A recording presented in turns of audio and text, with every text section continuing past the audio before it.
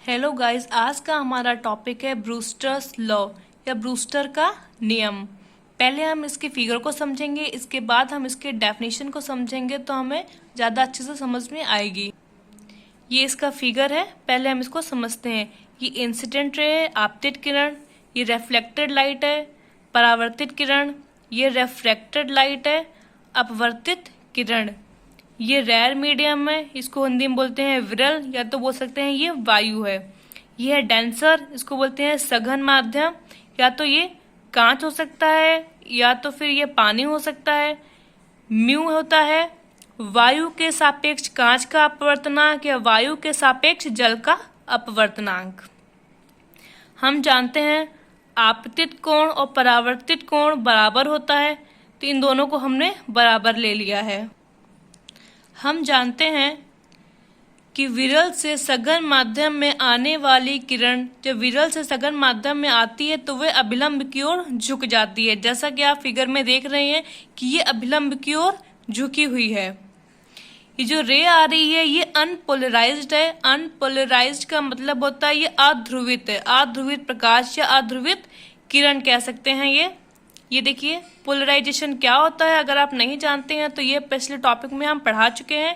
अगर आपने वो वीडियो नहीं देखा है तो उसका लिंक हम डिस्क्रिप्शन में दे देंगे।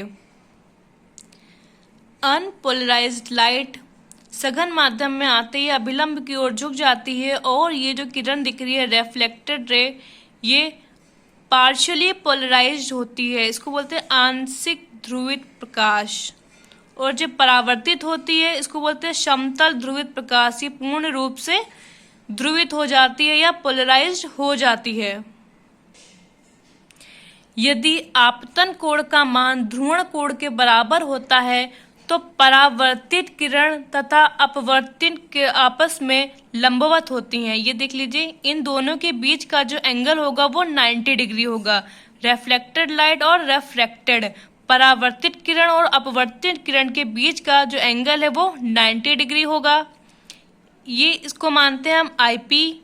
और आपतित किरण का कोण और परावर्तित किरण का कोण बराबर होता है, ये हम पहले से जानते हैं। ये आईपी क्या होता है? Angle of polarisation.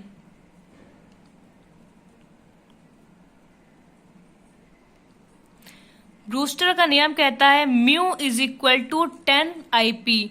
आइए हम इसको प्रूफ करते हैं कि mu is equal to 10 i p कैसे आता है। ये आप देख रहे हैं, ये पूरा जो एंगल है ये 180 डिग्री का है। तो हम लिख सकते हैं, पहले से ये आप एंगल देख लीजिए। ये जो अभिलंब है और रिफ्लेक्टेड जो लाइट है इसके जो बीच का एंगल है ये आर है। तो हम इसको लिख सकते हैं